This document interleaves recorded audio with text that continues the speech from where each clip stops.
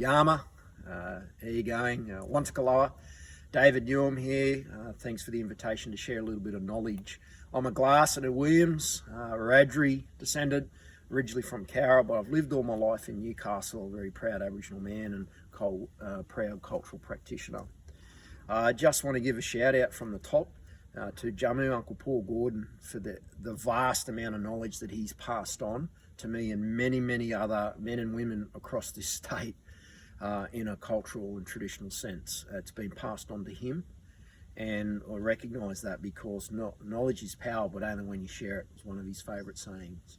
I want to also acknowledge one of my local brothers I do a lot of workshops with and have learned also a lot of bush tucker, bush medicine from, John Hodgson. So I just want to recognise those two fellows, and that's really important that we remember where that knowledge is coming from. And it's just like even when we do our schoolwork or you're asked to go and research something, you recognise where that comes from, because it's not my knowledge.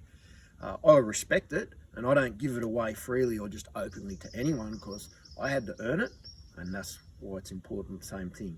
So as them old people would say, relationship first and then knowledge. So I want to just throw that acknowledgement out.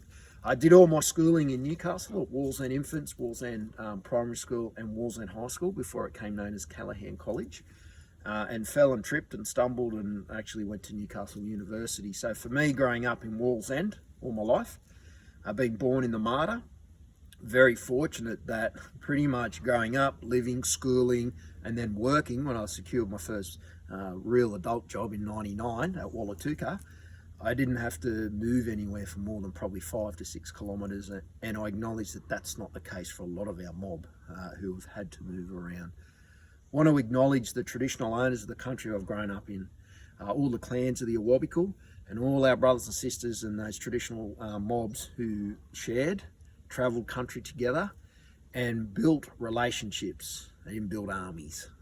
I hope this information helps the young fellas. I want to acknowledge all the other people who've come on here and shared their time and their knowledge, and thanks to those who have led this project.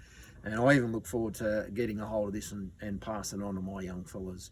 Walk well, be kind, stay humble and respectful, and always remember where you come from.